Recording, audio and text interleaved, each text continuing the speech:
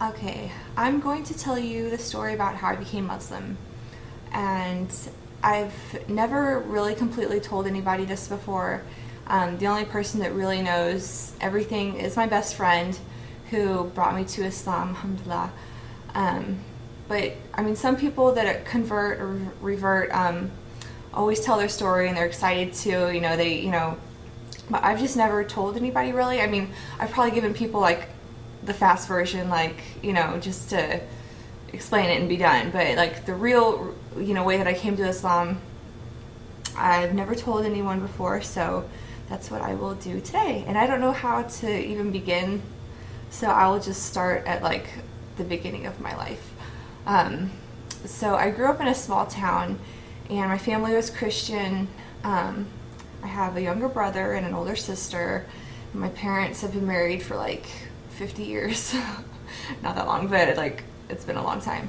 Growing up, my life was pretty typical. I remember being stressed out a lot as a kid, more than I think kids should be.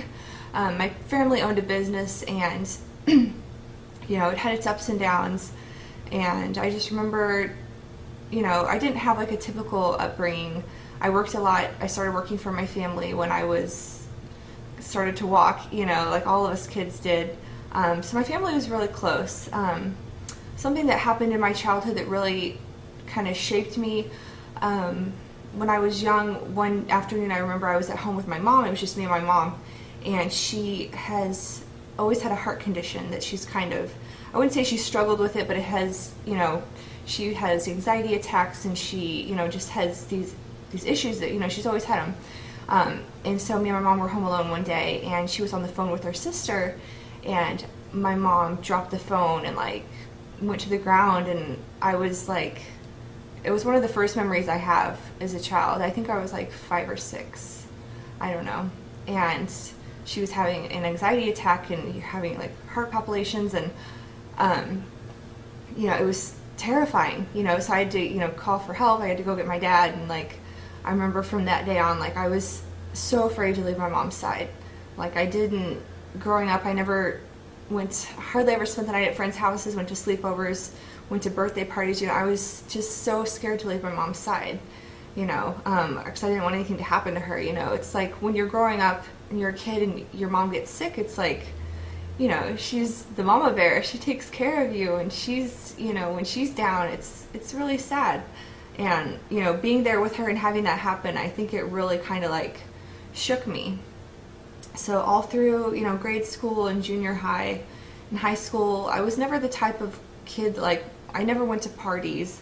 I think I went to like 1 or 2 parties in high school. Like, I didn't drink. I wasn't, not to sound full of myself, but I was like a really good kid. Like, I stayed home and I helped my mom clean. I helped her when she went to work. She owned a cleaning business, and I would go clean houses with her and clean offices, and, just really, she was my best friend. I spent all my time with her. My family is Christian. I was raised Christian, but we never went to church growing up. I think I can count on one hand how many times I ever went to church. But we prayed every night. My mom was and is very spiritual, and she's a great woman. So she, would help us, tell us to say our prayers at night, and I had read the Bible. So after I graduated college, after I graduated high school, I went to college. I went to a university that was about 2.5 hours from where I grew up, and that was the first time I would ever like really been on my own and been away from my family. My sister went to school there, which is why I kind of chose to go to that school. And when I got there, I wouldn't say that's where it started, but I definitely like broke out and became like a whole different person. I grew up in a small town, never went out, never did much, and then I come to college, and there's like all these new people, there's all this new stuff to do. I found a fake ID, and I started going out with my friends. I wasn't old enough to drink. I was like just turned 18, and I started going out a lot. I started drinking a lot, and it was just like, at the time it was new and it was fun, and I was just like out of control. But I mean, I think that's how a lot of college kids are when they first get there, and especially when you grow up, the way that I did. You don't see much, so once you get to somewhere new, it's anyway. So I went to school and I studied criminal justice. I thought I wanted to work in like the legal field. So after that year of college, I moved back home and I worked at a law office. I worked there all summer, and then I decided to move to the city that I live in now because my sister had graduated college and she needed a roommate, and I was sick of living in my hometown and I wanted to go somewhere fun, exciting, and so I moved to Kansas City with my big sister. That was kind of scary because then I was really on my own. I was even further away from my family. But I ended up finding a job at a law firm in the city, and I worked there for about a year and a half. And while I was working there, I hadn't really started going out a lot. I didn't know anybody that lived there. I was still underage. I think I was like 19 when I started working there. I became friends with a Palestinian family that were clients of one of the attorneys at the office, and they were just always like the most friendly people. They always came in for their legal matters for their business, whatever. Just very friendly, and I didn't know any Muslims before then. The only time I had heard of Islam was during 9/11 when I was sitting in my classroom in high school and everything was happening. We were watching it on the news. Like I don't even think I ever knew what a Muslim was or had ever heard about Islam until then. And so I knew they were Muslims, but I was like, you have this idea of what you think they are, like they're scary, they're mean, they're terrorists, but then I met them and I was like, oh my gosh, like they're very, very kind people, like very sweet. So I'm just going to kind of fast forward a little bit just to get this going. So I'm working at the law office, and I started having problems there with some of the attorneys. They were kind of harassing me. I wanted to find a new job. I looked for another job, and I was still really young to be, working in the field that I was. I was really lucky that I got the job that I had gotten in the city. I tried to find other jobs at law firms, but everyone said I was too young and I wasn't, whatever. It was very hard to find another job. But I ended up finding a job at a club. And so I had started working there. I quit my job at the law office without telling my sister because I knew that she'd probably be pretty mad at me for doing that. But I was just really unhappy there and I had to get out. So I started working at this club and, making a lot of money and around people all the time, made a lot of friends that actually were not friends of mine at all. And so with that comes, I started drinking, going out a lot more now that I knew people and I had new places to go. I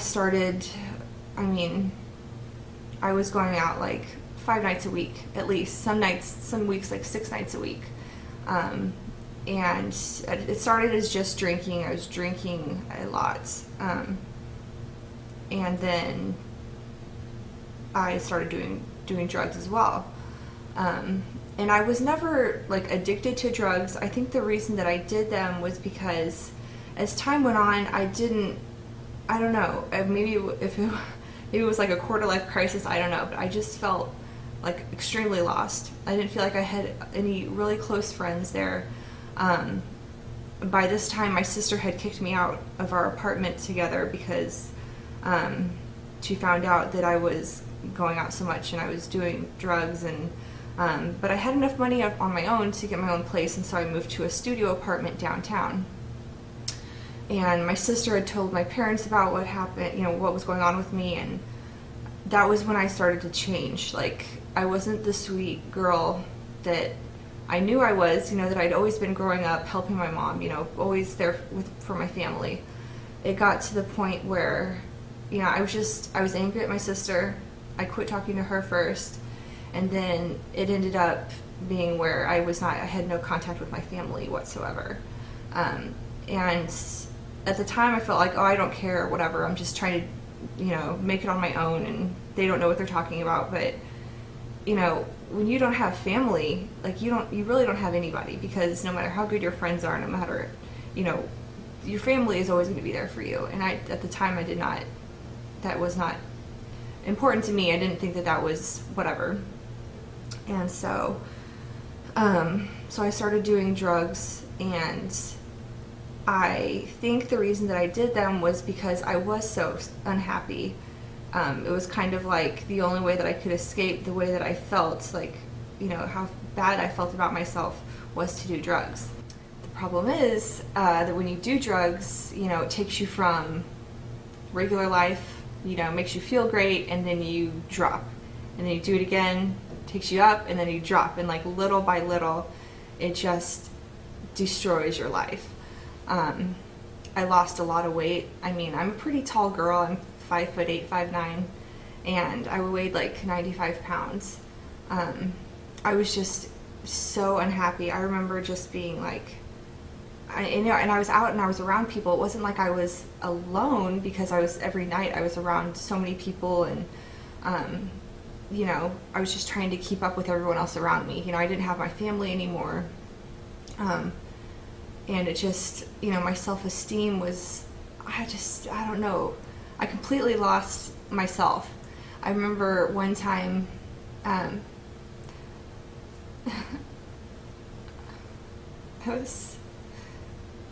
was standing in my bathroom in my apartment, and I was like looking at myself in the mirror, and like I completely did not know who I was. And I just felt like, so sorry for the person that I saw, because I knew that that wasn't me. And I knew, that like there was the bad me and then there was the good me, and it was like the good me was looking down on the bad person, like, what are you doing to yourself? Like, what have you done? I mean, there were mornings I remember, there were times when I would not sleep. Like, there were days that I went without sleeping. And I remember just sometimes I would just be laying in bed the morning after I had been out. I'd been up all night just laying in my bed, like, feeling like I was about to have a heart attack, from the effects of the drugs. And I was just like, I didn't care if I died, like at the worst point in my life, like I was ready to die, because even if you're an attractive person, or if you have friends, or you have money, like, if you don't have a sense of who you are, and if you don't have, pride, and you don't love yourself, and, love God, nothing that you have is going to matter. And this is why I don't tell people my story, because I feel like people look at me and they see, oh, she wears hijab, she, I don't think that people take me seriously as a Muslim, because I am a girl and I'm from the Midwest, and I, talk this way, and I'm, whatever. I don't think people really, nobody understands like what I went through. I remember when I became Muslim, a lot of the people in my community, they thought I worked for the FBI. They didn't even believe that I was a real Muslim, which really hurt. It's like, and also part of me wants to keep my story to myself, because it does mean so much to me that, that God helped me so much, and I still wonder, like, why would God want to help me? Because I was such a bad person. Like, I'm not even scratching the surface of how lost I was, and like what a horrible, selfish person that I had become.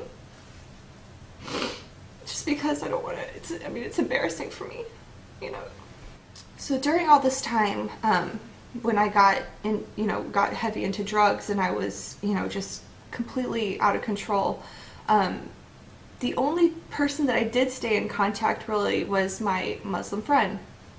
He always checked in on me to make sure that I was okay.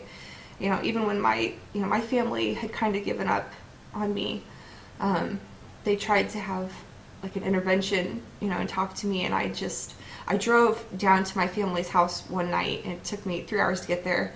I get there, and they start to, have this like intervention, and I got back in my car right away and drove back. So I was completely hopeless, and I don't know why, like, he, like, even spent any time on me, because everybody else had completely shut me out.